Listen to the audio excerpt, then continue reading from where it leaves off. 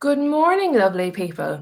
Welcome back to the channel Spill the Tea Lou. Please do remember to hit the like button on your way into the video. If you're new, hit that subscribe button.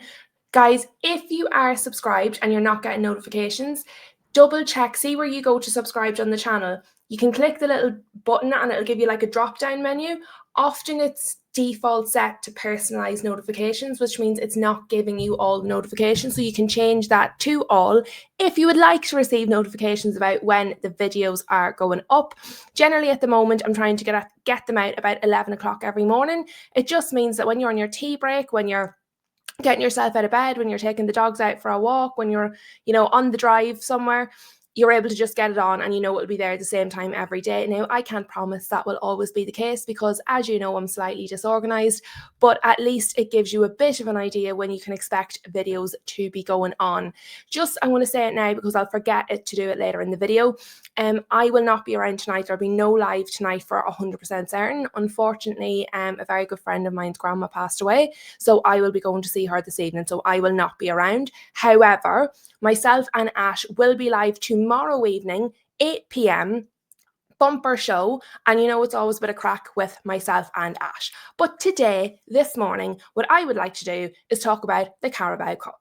Now, obviously, we know on Tuesday, Chelsea went through, having defeated the mighty Cardiff, although they did make hard work of it. And then last night, let me see if I can get this up for you. Last night, we had Manchester City played Brentford and Newcastle played Fulham. Now, I primarily watched the Manchester City-Brentford game, Newcastle-Fulham. Newcastle won with a very, very late goal, so it was by no means easy. So Newcastle got the first goal. They went ahead right at the very beginning. Yohan Wissa, their new striker that has been injured for the vast majority of the season, gets on the pitch, gets a goal nice and early. Good for his confidence, good for the fans to see him getting going, and just all round good for everybody. However, their lead did not last very long because Fulham comes straight back into the game. 16 minutes in, Lukic scores, draws it level, and it stays level for the entire match. So obviously the way the games were staggered, the Manchester City game was over before the Newcastle Fulham game. So when that game was over, I switched across. So you had about a half an hour, 45 minutes left. And honestly, it was getting to the point where you're like, oh no, we are going to penalties. Everybody's tired. It's the middle of the week. Can somebody score a bloody winner so we can all go to bed? So eventually, Newcastle come in the 92nd minute.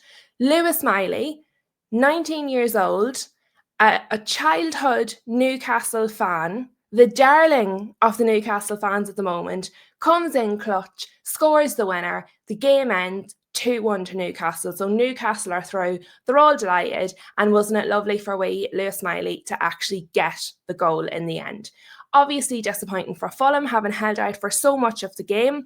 And obviously, if it does go to penalties, absolutely anything can happen. Fulham really just would have wanted to get it to penalties. They did so well to equalise so quickly and to then get it, to stay even for that long, and weren't without their chances. But look, Newcastle are through. Our Flossie and Ash are going to be delighted. We're going to have a happy Ash on the show tomorrow.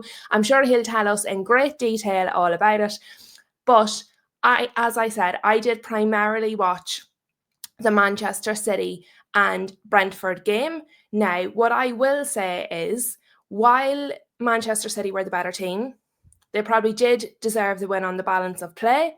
It wasn't that Brentford were without chances, and I definitely don't think it was as easy as Manchester City expected it to be. So obviously, to begin with, Manchester City did put out a rotated team. You had Haaland on the bench, and James Trafford actually managed to get some minutes. And we've heard rumours recently that he was expecting to be the number one keeper at Manchester City. He was bought in under the understanding that he was going to be the number one keeper. Then Manchester City went out and bought Donnarumma. Donnarumma, who has recently been voted the best keeper in the world. So James Trafford has become a bit uneasy. He wants to be a first-team, first-choice goalkeeper. And so there is lots and lots of rumours that he does not want to stay at Manchester City because he doesn't feel that being behind Donnarumma, he's going to get those opportunities. And let's face it, he's not. So he doesn't want to be a cup goalkeeper. He wants to be a number one. And he was very good last night. I'm sure he was delighted to get some minutes to put himself out there. But the fact is they're probably unlikely to keep him. And if there's a team out there looking for a goalkeeper, they might have their eyes on him. But they were not the only team that rotated, because you did have Brentford, who didn't have Igor Thiago even in the squad. This man was not even on the bench. Igor Thiago is the second highest goal scorer in the Premier League behind Erling Haaland, and Brentford didn't play him. Now, I was a little bit curious about this, because I thought, like, was he injured? Was there something wrong? Why would you not play when you're playing Manchester City? Why would you not play your top scorer and the second top scorer in the league? Surely that seems like the kind of thing you would do. So I had a little look. He's not currently injured, but I did have a look at his injury history, and I actually had watched this match. So when Brentford played Burnley at the end of November, I did actually see this. Thiago was taken off, so he scored a brace, and then he was taken off quite late into the match. But when he was coming off, he limped off. And so there was concerns about whether he was going to be able to play, whether this was another injury, because he has had some serious injuries in the past. And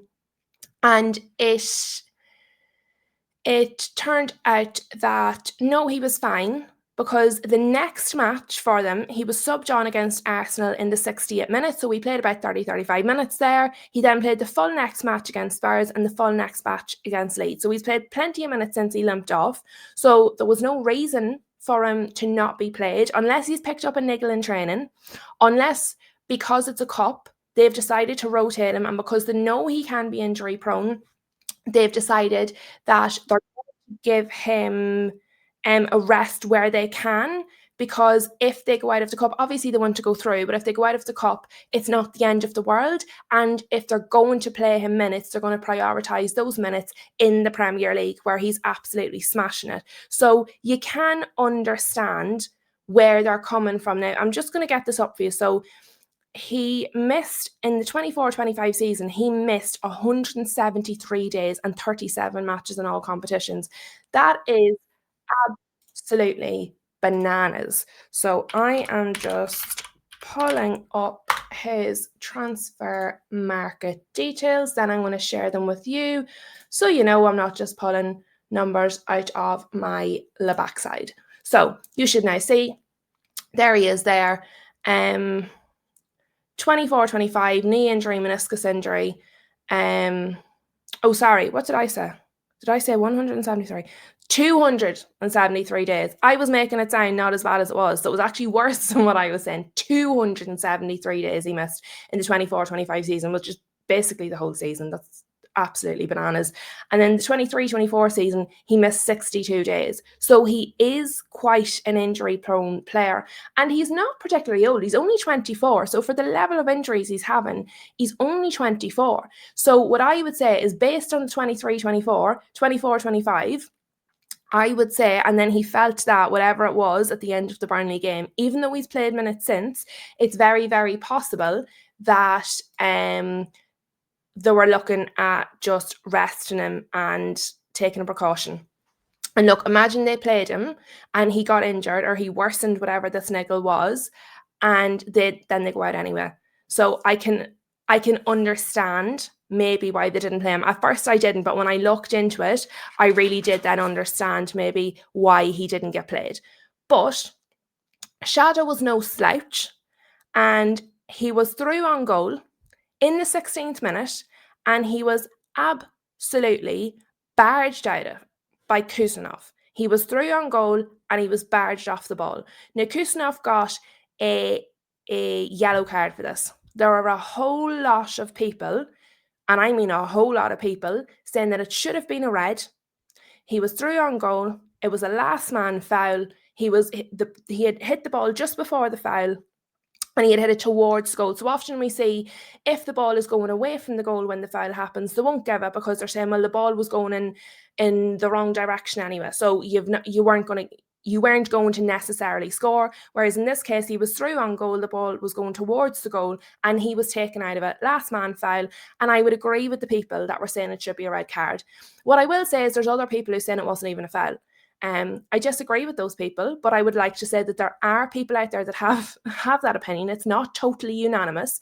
However, I would say most of the people that I've spoken to or seen speaking about it have said that it should have been a red card. And as we know, moments change games.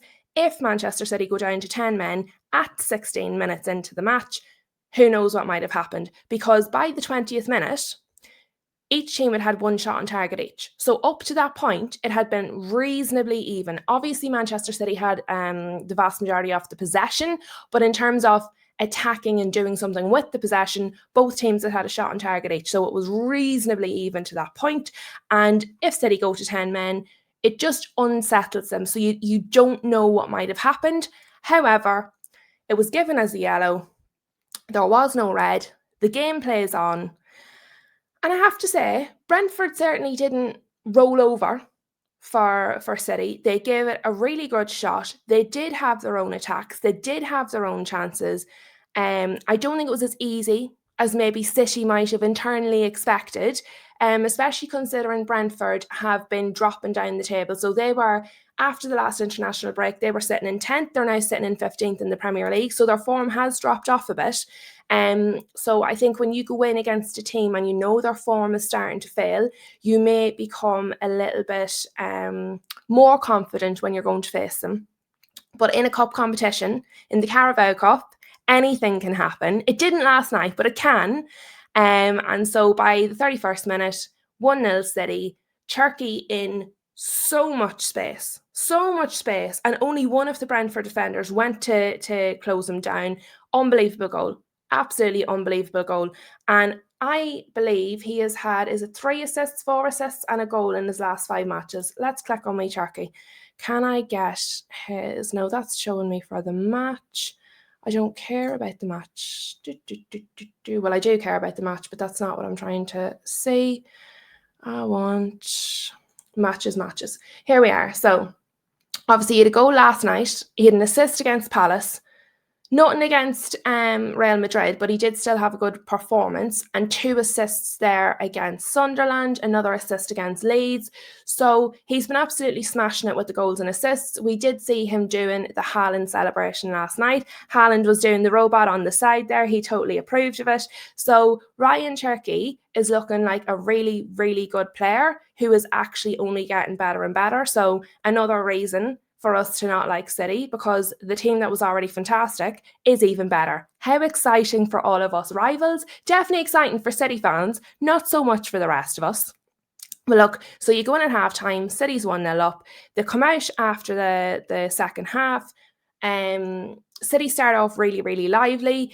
Brentford sort of grow into the game, and just as you think maybe Brentford are going to equalise, just as you're starting to get, they really are growing into this, they really are getting chances, things are starting to go well. So of course, you know what that means. City score a second goal. I mean, isn't that just exactly how it happens? So Savinho scored the second goal for City. Savinho had a really, really good match, and particularly in the first half, Brentford really couldn't get a handle on him. They were struggling with him in the first half.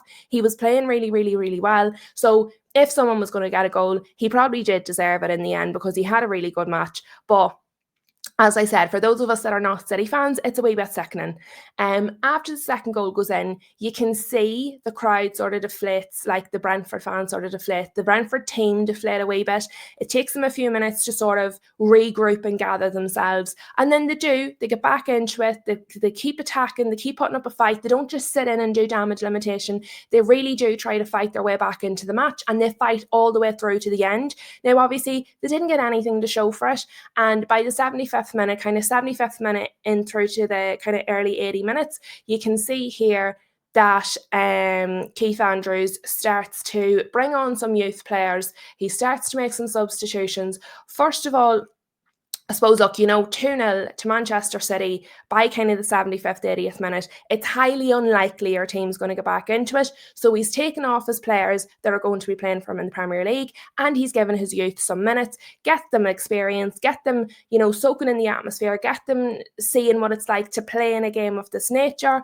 And like that, just build up their minutes, so that when you do need to call upon them for a game you can win, they will have that bit of experience behind them. But I do also think when the manager does that, it signals to the team that are still on the pitch, look, lads, today is probably not our day. But I have to say, look, the players fought till the end. It was a really good match, actually, to watch. It certainly wasn't as one-sided as a 2-0 scoreline would suggest. City were the better team on the day. The goals that were scored were really good and deserved. But you do have to question, if the yellow had been a red, could we be looking at a completely different outcome from the match? Now, it's entirely possible that even if the red was given, that City go on to win the match. We don't know. We can't say it should have been a red and then Brentford would have won. I ask the question, were they robbed? Maybe you don't think it was a red card. Maybe you don't think it was a last man foul. Please explain it to me in the comments if that's what you think, because I'm always open to other people's opinions, and once they're expressed respectfully. Now, what I would like to do is go to the cup table. Now, you're probably not going to be able to see this because it's like absolutely teeny tiny, but unless if I zoom it, you're not going to be able to see anything. So as far as I know, the draw took place last night. Oh no, that's way teeny tiny, even I can't read it. Took place last night after the matches. My understanding is that the outcome of the draw was Newcastle are going to play Manchester City, and the winner of Arsenal Crystal Palace are going to play Chelsea. So what a lot of people are saying online is that they believe, conspiracy theory alert, they believe it's being set up to be an Arsenal City final. What I would say to that is, Arsenal still have to play Crystal Palace, and while Arsenal might be the favourites in that match, I certainly wouldn't count Crystal Palace out. Crystal Palace have been having a very, very good season. They have a very, very good manager. It's a cup competition. You just don't know, because all it takes, like that, is one moment, one wrong move, one bad day, and they're out. So Crystal Palace could do the business here. So all the people that are saying that, they're setting it up for an Arsenal City final, Arsenal have to get through their match first, one thing at a time. Now, like that, they probably will, but I definitely wouldn't be counting Crystal Palace out, especially not in a cup competition. So very interesting, good matches to watch, good match this evening, and it will be interesting to see, can Crystal Palace do a madness? Can they cause an upset? Or are the conspiracy theorists right? Is it going to be an Arsenal City final? Are we counting out Newcastle and Chelsea too easily? Like that. All sorts of things can happen. Please get your thoughts in the comments down below. Which match did you watch? Were you excited to see Newcastle going through? Are you happy for our mama Flossie and Ash? Did you think it should have been a red card? Would it have changed the result in the end? And do you think Crystal Palace can do a madness and knock Arsenal out of the Carabao Cup? Please let me know, get your thoughts in, smash a like on the video, and have a lovely day, you lovely lot.